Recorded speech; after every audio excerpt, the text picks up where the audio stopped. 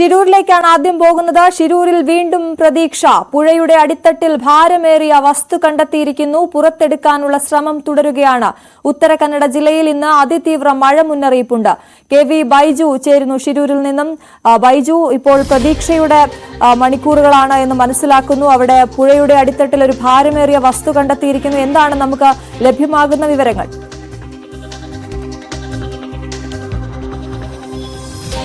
തീർച്ചയായും അശ്വതി, ഇന്ന് 6ാം ഘട്ട തെരച്ചിലാണ് നിർണായകമായ ഒരു കണ്ടെത്തൽ ഉണ്ടാകാൻ പോകുന്നത്. എന്തായാലും ഒരു വലിയ ഭാരമേറിയ വസ്തുവാണ്. അത് പുറത്തേക്ക് എത്തിക്കാൻ ഇതുവരെ സാധിച്ചിട്ടില്ല. ക്രെയിൻ ഉൾപ്പെടെയുള്ള സംവിധാനങ്ങൾ വേണമോ എന്ന കാര്യത്തിൽ ആലോചന നടക്കുന്നുണ്ട്. മുങ്ങൽ വിദഗ്ധർ ഉൾപ്പെടെ ആഴങ്ങളിലെത്തി ഇതെന്താണെന്ന് പരിശോധന നടത്തിയിട്ടുണ്ട്. പക്ഷേ ആ വസ്തു ഏതാണെന്ന കാര്യത്തിൽ ഇപ്പോൾ വിവരം അധികൃതർ ഒന്നും തന്നെ പുറത്തുവിട്ടിട്ടില്ല. ഇതിൽ MLA ഉൾപ്പെടെയുള്ളവർ അല്പസമയത്തിനകം ഇവ എത്തുന്നുണ്ട്. അവർ കൂടി എത്തിയതിനു ശേഷമായിരിക്കും ഔദ്യോഗികമായി ഇത് പുറത്തുവിടുക. അത് മാത്രമല്ല, ഇത് പുറത്തേക്ക് എത്തിക്കാനുള്ള ഒരു ശ്രമം നടക്കുന്നുണ്ട്. ഇപ്പോൾ ഈ കണ്ടെത്തിയ വസ്തു ക്രെയിൻ ഉപയോഗിച്ച് കെട്ടിവെച്ച അവസ്ഥയിലാണുള്ളത്. പക്ഷെ അത് പുറത്തേക്ക് ഇതുവരെ എടുക്കാൻ സാധിച്ചിട്ടില്ല. അത്രത്തോളം ഭാരമുണ്ട് ആ വസ്തുവിന്. ഒരു പക്ഷേ ഇനി അത് അർജുന്റെ ലോറി ആയിരിക്കുമോ, അതല്ല നേരത്തെ ടാങ്കറിന്റെ ഒരുപാട് ഭാഗങ്ങൾ ഈ പ്രദേശത്തു നിന്നൊക്കെയാണ് ലഭിച്ചത്. ഇനി ടാങ്കറിന്റെ ഒരു ചേസ് അത് കിട്ടാറുണ്ട്. ഇനി അതായിരിക്കുമോ ഏറ്റവും വലിയ പ്രതീക്ഷ? അർജുന്റെ ലോറി ആകണമെന്ന ഒരു പ്രാർത്ഥനയാണ് ഈ ജിതിൻ ഉൾപ്പെടെ പറഞ്ഞത്. എന്തായാലും അവർ ഒക്കെ വലിയ പ്രതീക്ഷയുണ്ട്. നമ്മൾ സംസാരിച്ചപ്പോൾ ഈ വസ്തു ഇനി പുറത്തെത്തിച്ചാൽ മാത്രമേ അത് കൃത്യമായി എന്താണെന്നുള്ള കാര്യത്തിൽ ഒരു സ്ഥിരീകരണം ഉണ്ടാവൂ. ഏതായാലും പ്രതീക്ഷയുടെ മണിക്കൂറുകൾ തന്നെയാണ് വീണ്ടും ഷിരൂരിലുള്ളത്. ഇന്നലെയൊക്കെ തിരച്ചിൽ മന്ദഗതിയിലാണെങ്കിൽ കാര്യമായ വസ്തുക്കളൊന്നും ലഭിച്ചില്ലെങ്കിൽ ഇന്ന് 6ാം ദിനത്തിൽ ഈ CP3 എന്ന് പറയുന്നിടത്ത് ഇത്തരത്തിൽ തെരച്ചിൽ നടത്തിയപ്പോഴാണ് ഈ ഭാരമേറിയ വസ്തു കണ്ടെത്തിയിരിക്കുന്നത്. ഇത് പുറത്തേക്ക് എത്തിക്കാനുള്ള ആലോചന ഇപ്പോൾ നടക്കുന്നുണ്ട്. റവന്യൂ ഉദ്യോഗസ്ഥർ ഉൾപ്പെടെ സ്ഥലത്തെത്തി ഇതുകുറിച്ചുള്ള ഒരു ആലോചന നടത്തി. ഏതായാലും കാർവാർ MLA കൂടി എത്തിയാൽ മാത്രമേ ഇതിന് ഇനി ഔദ്യോഗികമായ ഒരു സ്ഥിരീകരണം ഉണ്ടാവും. ഏതായാലും വലിയ പ്രതീക്ഷയുണ്ട്. നിർണായകമായ ആ മണിക്കൂറുകളിലേക്കാണ് ഇപ്പോൾ ഷിരൂർ കടന്നു പോകുന്നത്.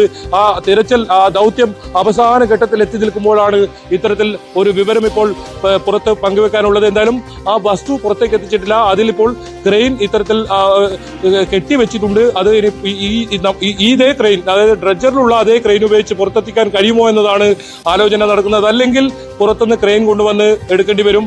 ഒരു പക്ഷേ അത് ആ അർജുന്റെ ലോറിയുടെ കഴിഞ്ഞ ദിവസങ്ങളിലൊന്നും ഒരു ഭാഗങ്ങൾ പോലും കണ്ടാത്ത ലോറിയാണോ?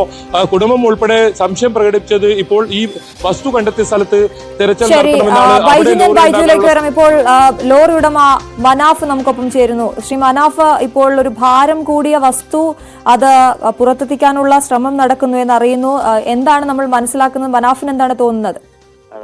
മനാഫിന്റെ ബ്രദറാണ്. ശരി, പറഞ്ഞോളൂ. ഇപ്പൊ ഒരു ഭാരം കൂടിയ ഒരു വസ്തു ഇവിടെ കുക്ക് ചെയ്ത് വെച്ചിട്ടുണ്ട്. അത് അവർ പറഞ്ഞത് എന്താന്ന് വെച്ചാൽ അതിന്റെ മുകളിൽ കല്ലും മണ്ണും ഒക്കെ ഉണ്ട്. അപ്പൊ അത് കുറച്ച് ടൈം എടുക്കാന്. പിന്നെ അതോറിറ്റിന്റെ ആളുകൾ വന്നതിന് ശേഷമാണ് അത് അവർ പറയാന്നൊക്കെ പറഞ്ഞത്. താങ്കളുടെ പേരൊന്ന് പറയാമോ? അൽഫ്. ഒന്നുകൂടി പറയാമോ?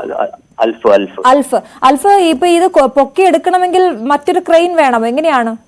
അതെ, ക്രെയിനും വരുന്നുണ്ടെന്നാണ് പറഞ്ഞത്. പക്ഷെ അത് കൺഫേം അല്ല. ട്രെയിൻ ഉണ്ടെങ്കിൽ അത് പൊക്കാൻ കഴിയുള്ളൂ എന്നുള്ളത് നമുക്കും തോന്നുന്നത്. കാരണം അത് വലിയ കല്ലും മണ്ണിന്റെ അടിയിലുള്ളത്. ഒരു ഭാഗം ഹുക്ക് ചെയ്ത് വെച്ചതാണ് അവര്. നമ്മുടെ ലോറിക്ക് വേണ്ടിയുള്ള തെരച്ചിൽ നടത്തുകയാണല്ലോ. അപ്പോ ആ ടാങ്കർ ആയിരിക്കുമോ അല്ലെങ്കിൽ അർജുന്റെ ലോറി ആയിരിക്കുമോ എന്നൊക്കെയുള്ള ഒരു സംശയമുണ്ട്. നമുക്ക് എന്താണ് തോന്നുന്നത്?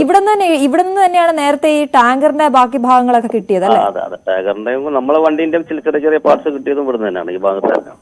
അപ്പൊ അതുകൊണ്ട് രണ്ടും ഏത് വേണമെങ്കിലും ആകാം. ഈ തടി മുഴുവൻ വേർപെട്ടു എന്നാണ് നമ്മൾ കരുതുന്നത്. അർജുന്റെ ലോറിയിലെ ഈ ഭാരം കൂടുതൽ വേർപെട്ടിട്ടോ? കാരണം അതിന്റെ കയറെല്ലാം കിട്ടിയിട്ടുണ്ടല്ലോ. തടി കിട്ടിയ കയറ് കംപ്ലീറ്റ് നമുക്ക് ഇങ്ങനെ കിട്ടിയിട്ടുണ്ട് ഈ ഭാഗത്തുനിന്ന്.